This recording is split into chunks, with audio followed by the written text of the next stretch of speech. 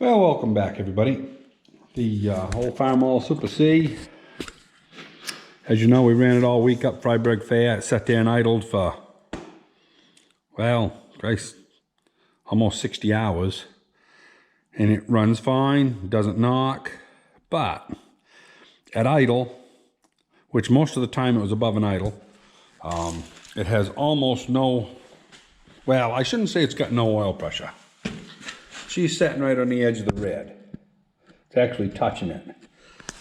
And I don't know what that represents for poundage, but today, since it's a very simple thing to pull the oil pan off this, we're going to drain the oil, pull the oil pan, take those two bolts there out that hold the oil pump in, drop the oil pump down.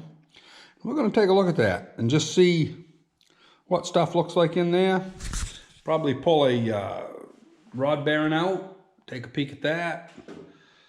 Maybe shove it up a little bit, the connecting rod, and do a measurement of the crankshaft, see what we got going on. I just want to know what our clearances are. Like I say, if it's all good, I'll put it back together, the same bearing, and put some mucilage on that gasket, if it's anything left of it, and put it back together. So this may be just a look-see to see what it looks like. It may be more than that. This tractor's got, I never really think it had much time on it, but for 20 years, you know, almost every summer I hayed all around Naples, Casco, different places, and sold the hay. And it was this tractor and a John Deere H is all I had. So this one here did most of the work. And, you know, I think back on it that it never had much time. Well, up until 15, 18 years ago, it got used every year. Then my father packed it. And it sat for, I don't know, 15, 18 years. And, of course, when he gave it to me, the motor was stuck a little bit. And, you know, tires were flat. And it was just a mess. But good working tractor. We're going to see what ails it. There may be nothing ails it. And if everything looks good, I'm not going to worry about the low oil pressure. I'll just run it. So we'll see what happens. Now we'll see what this looks like. This is 1 1/8 inch, by the way, on a Super C. This is the original plug, and it's beat right to death. It's been taken out a lot of times with improper tools.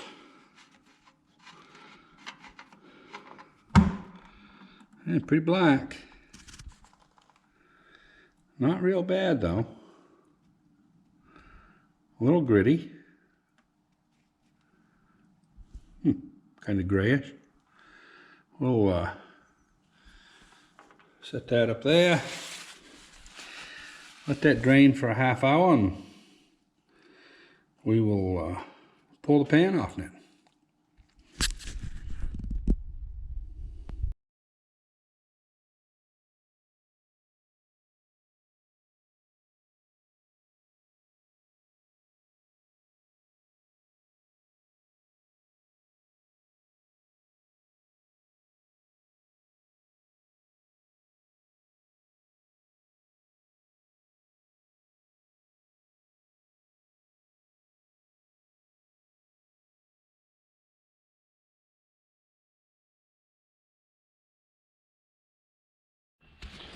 So, as you can see, this has got some silicone on it.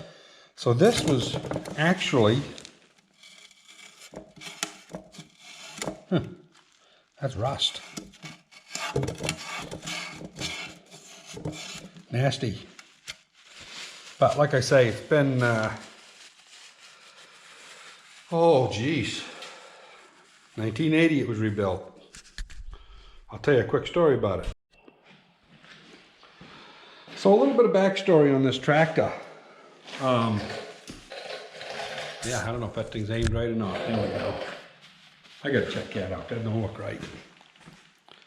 Yeah, I guess it's right. Always looks like it's shooting way down here somewhere. But anyway, this tractor was bought brand new by Warren Flagg in 1952. That was my great-grandfather. And he cut firewood for a living. So they beat the hell out of it. They used it in the woods. And he did have all the implements because he had a little, you know, whole half-acre garden, quarter of an acre garden, something. It was down in the Intervales on Crooked River in Maine here. Over in Harrison's where he lived.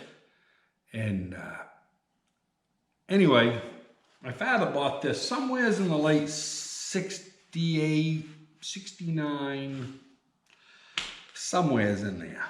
I was pretty young, I don't really remember when he brought it home.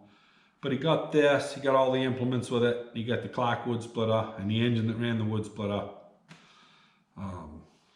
Anyway, he bought all that stuff. And I guess now I own everything except for the harrows. The harrows have been, he loaned them to somebody. He don't remember who he loaned them to. And he had a nice cocking set of harrows that came with it. But anyway, that's water over the dam. So when my father bought it, from lack of, you know, oil changes and just not taking care of it, this thing, you had to carry spark plugs in the back, and about every 2 hours you'd have to change. I think it was a number 3 plug. It was towards the back of the head. I think it was number 3. Pretty sure it was. And it would foul that plug all the time. And it was getting so, you know, once every month or so you'd have to change them all. They were just carving right out, burning oil like crazy. And it got to the point, you know, we didn't care what we dumped into it. I mean, you put bar and chain oil in it, you know, it didn't matter as long as you had oil pressure, you know, we ran it. And finally in 1980, I was in auto service and was looking for a project. And I says to my father, I says, why don't we rebuild that farm oil engine? So we did. Now, I can't tell you that far back whether or not we had the crank ground or whether it was still good and we just put standard bearings in it. I don't remember all those particulars. It was too long ago. But in 1980, it got all new sleeves, all new mains, all new rods. You know, we had it gone right through. If we did have it turned, Paul Backus, who we bought the stuff through, he didn't have a crank grinder at the time. So he probably took it into Portland Clutch, because that's where he used to work, and there was a bunch of crank grinders in there. So I'm not really sure. That's if it got turned. We're going to find out in a little bit. But, so this thing, probably, if you figure, I bet I'd put 400 hours a year on it for 10 or 15 years. Do the math, it's got quite a bit of time on it, but it doesn't seem to burn oil now when it doesn't smoke. We just got low oil pressure. So anyway, that's kind of the backstory of how we ended up with this thing. It's a little sentimental to me. When I was a young kid, we had one tractor, and this was it. And if we was going to pull a dump rake, we used a Model A homemade tractor and pull the dump rake with that. But we had a side delivery that we'd pull behind this. So every time we only did about 2 acres to a time. We'd cut all the grass, go take the mowing machine off, you know, hook the hay rake onto the drawbar. We used that for tedding because it was one of the hay parallel bar rakes, side delivery rakes, whatever you want to call it. We always call them a side delivery, but it would go backwards and it would ted the hay. And it would always lock into that reverse nice because, you know, it hadn't been used that much on tedding. And then when we went to actually use it to rake, we always had to put come-alongs on it and hold the gear in because it was just plumb wore out. But we used that till I was 20 years old, I guess. And I finally bought a New Idea side delivery rake, which was quite a step ahead of that one. It was rubber tired and quite a jump. Anyway, we went from only having this tractor when I was 22 or 3 years old. I bought a John Deere H, and it was in rough shape, but I put it back together and new tires, and I owned that for 15 years, I guess, before I sold it. And one of the few tractors I've sold that I kind of wished I'd have kept. It was a nice tractor, but a friend of mine wanted one, and I sold it to him, and he's since died, and I'm not sure where the thing went, but that's neither, you know, no real relevance to the story. But Anyway, that's kind of the hay-in history. So this does have a lot of time on it. So let's, we'll go take them bolts out on the other side. Get the oil pump dropped out. I don't see anything here. Looks suspicious. No gasket sticking out the side. But I want to get it out of the way, and then I can get my creeper down there.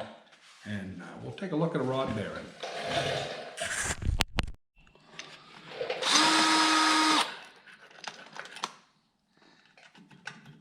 Guess it's still caught on that one. Got to be careful, because if you got a bucket there and you undo that, it will, pretty good chance it's going to drop into your bucket and make a mess. But I do not see much wrong with that oil pump. As far as looks, the gear looks excellent. No pitting on it even. Looks extremely good. So, we'll set this aside. Put that right there. And, well, let's see. I ought to wipe my hand off here before I get down there. I'll be back. Well, we're going to take a look under here together for the first time in a long time. Last time this was off was 1980. Yeah, stuff don't look too bad. I'm actually going to go get a light here so I can see up in there a little better. Boy, them pistons are small compared to a John Deere. Yeah, I'm going to turn that crank down so I can get them cotter pins out. We'll take these two center bearings off maybe. Just take a peek at them. And I might even get into this main. Just take a look. And yeah, we'll see where we're at here in a minute. Well, I took the cotter pins out of number 4. Or number 1, I mean. The oil pump's back to number 4. So I'm going to pull this cap off. And I'll bring it back when I get it off. It's only 2 nuts. Nothing there to watch. I'll be back in a minute. So this is rod cap number 1. And for something that's been in there since 1980, that's 42 years ago, there's not much wrong with the bottom, but this isn't the side that takes the load. So I'm going to push that rod up a little bit, take a screwdriver very gently, and I'm going to walk that bearing out. I'll bring it back when I get that bearing out. Now that journal looks to me perfect. Nothing's damaged it. So we're going to push that up with a hammer and see what we can do here. Yep, got some oil on my head.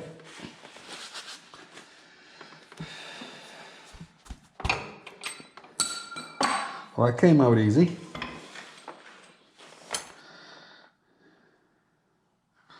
Let's go wash that out and we'll see what it looks like. And that might tell a story. Whoops, I can get off this creeper without getting hurt. Yeah, it don't look bad.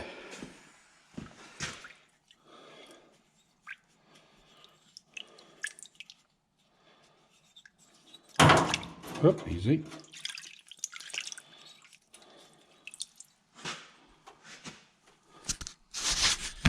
Yeah, if I can get you set there without dropping you in the wash tank. That might not be good.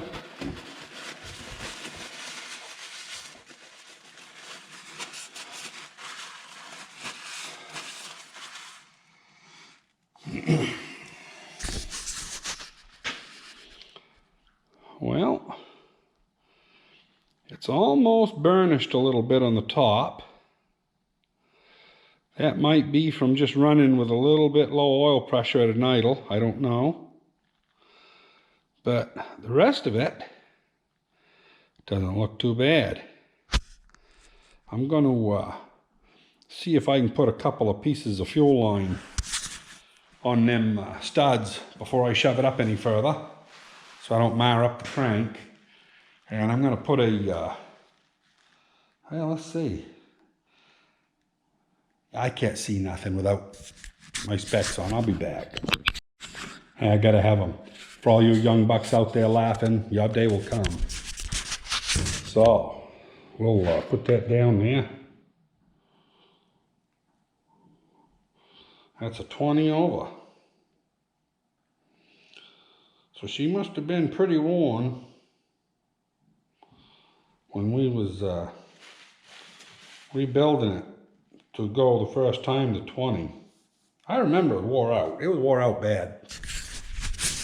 But I don't know if you can see that 20 right there. 0.020. Yeah, anyway. It's a 20. It's a 20 oversized bearing. So, yeah, we'll go ahead and put some rubber hoses on it, shove that up. We'll give that a mic, see what she's got.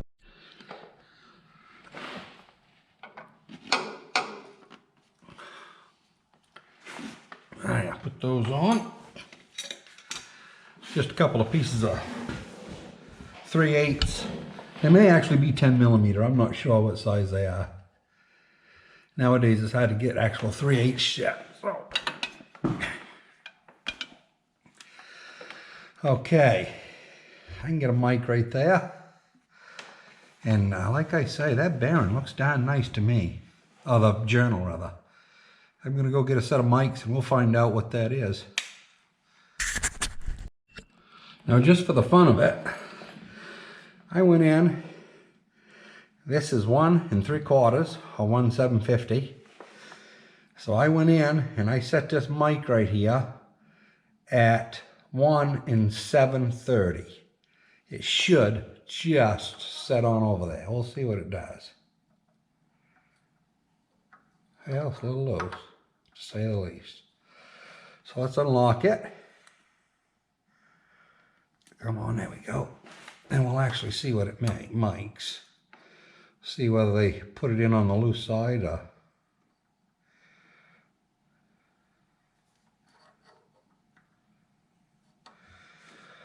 Yeah, it seems to be pretty good.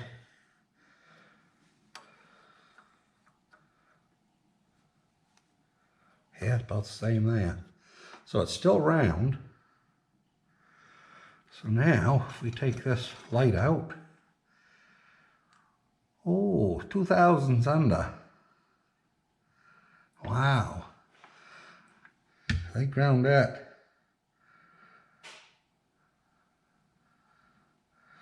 Well, I say 2 thousandths. It's 1 3/4 under.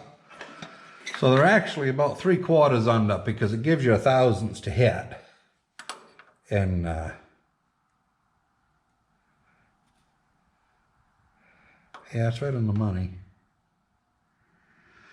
Yeah, it's 1/1000ths and a half. I guess I'm gonna mic the bearings and we'll see what we get. Okay, what we've done here, I got out my old Federal Mogul book. I don't know what year this one is, but don't matter. It's back when they made paper shit. So anyway, the shaft size is 0.7283. So it's basically 3/4 of a thousandths undersize, under the limit of what the book says. So that's going to hurt us as far as what we got for oil clearance. Now this is a 312, you know, little pilot drill. And we will run this down and fiddle with it till it settles in. You just kind of wiggle stuff and keep a little bit of tension on it when you're doing it. And eventually it'll come to a sweet spot, which is where we're at right there. And that is 375, 80, 84, 84, 84.3. 384.3.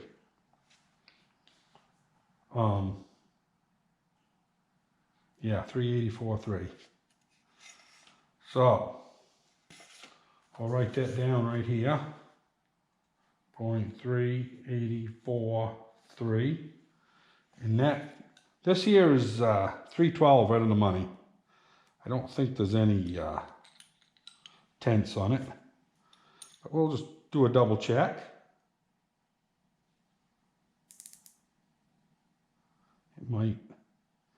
It might actually show a little something.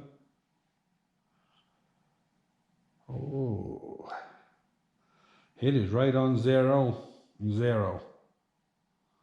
Yeah, so that's dead on 312. So 0.312. That's a 0. So we got 3, 2, 7. So we got 72. Yeah. 0.0723. And the book says that bearing, wall thickness on the bearing is supposed to be 62.5. So, yeah, we're at 72. That's just about on the money. 0.2 of a thousandths undersize. So, is that right, or 0.3? Where did I see that? Yeah, right there, mass. So wall thickness, 623, and we're 723. Yeah, so that's right on the money. There's not anything worn off that bearing. So that bearing is as it was put in as far as thickness, which is a good thing. So if we take the standard housing bore, which, yeah, they only give you a 0.5 thousandths, so yeah, we're gonna go with 625, 1/625. So we'll put this up here so we can keep track of shit. So 1.876. 876. So we're going to take that bearing and we're going to take twice that figure right here times 2. So that's going to be 6. 4. So that was 14. So we ended up with 1446. So 1446.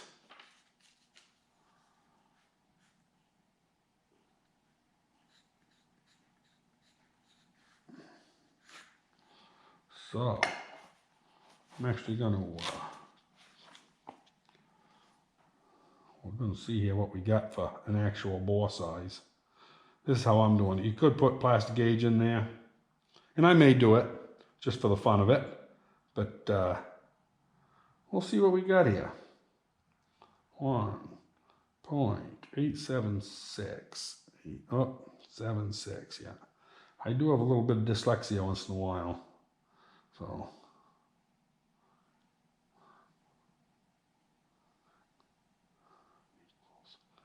So, let's see what we got here.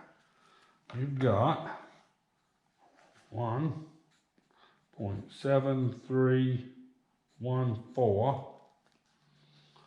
So 731. And then our shaft size was 728.3.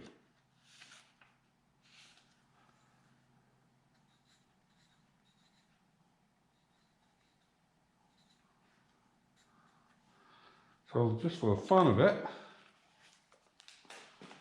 we'll go minus 1.728283. We end up with 3.1 thousandths clearance.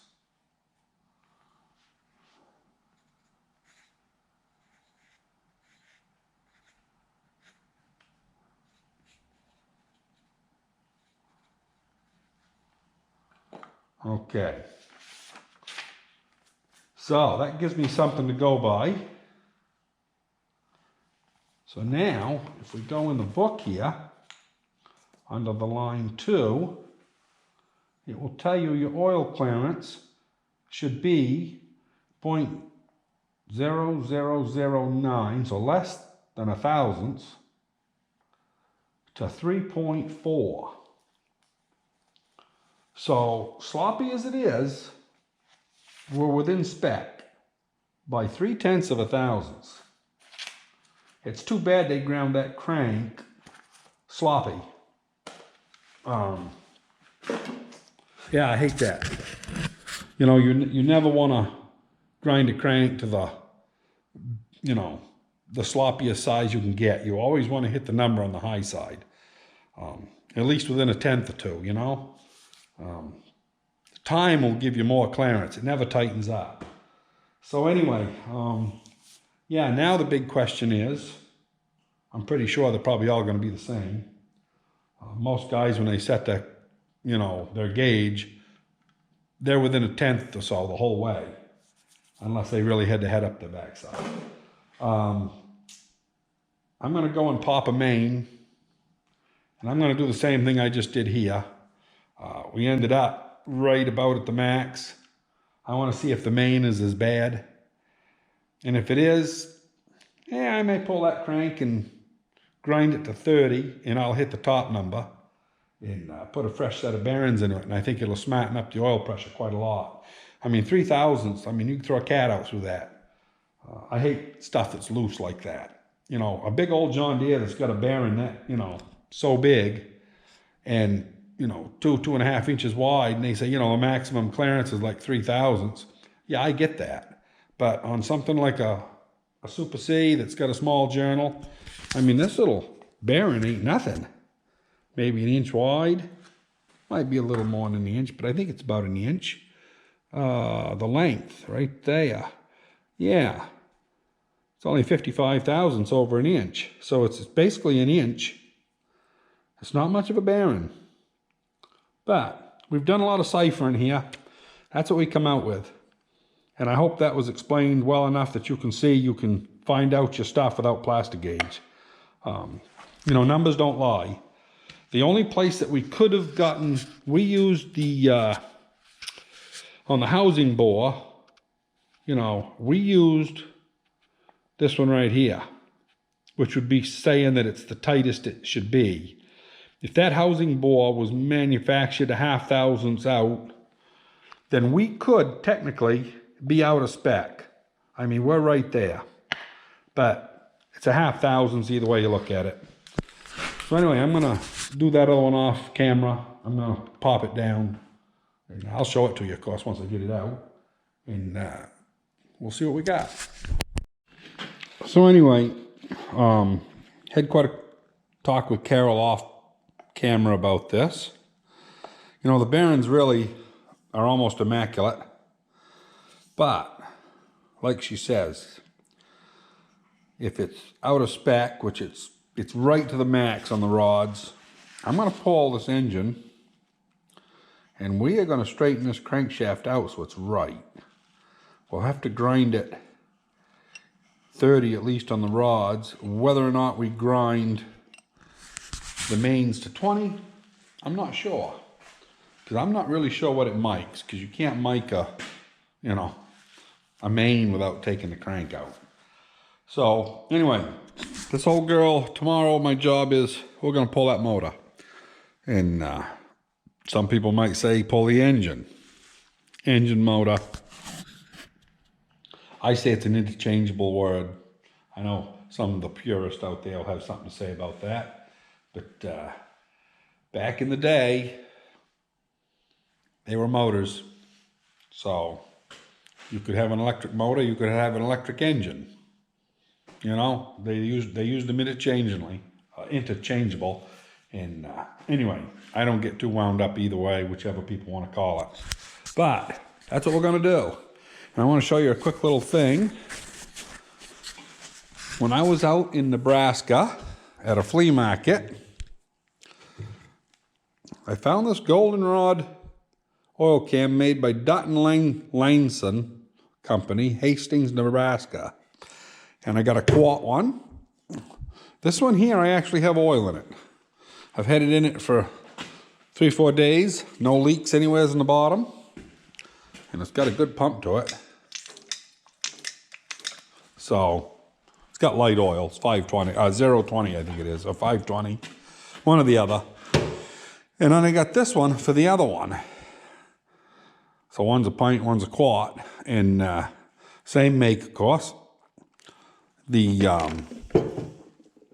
this one's a little sloppy. I don't know if this will all leak a lot or not. But anyway, they're 1/8 pipe thread down in the tops. So I can do whatever I want with that. But yeah, they were $12.50 at a yard sale. Not a yard sale, but an indoor flea market or antique shop, whatever you want to call it. And they're the best quality oil can I've ever seen. You know, even if you find an old Eagle or any of the old stuff, they may be decent, but they're not that quality. Those are something else. I don't know who, you know, what vintage they are, but they're good. Anyway, so that's going to be it for this video, and we'll see you tomorrow in the next part.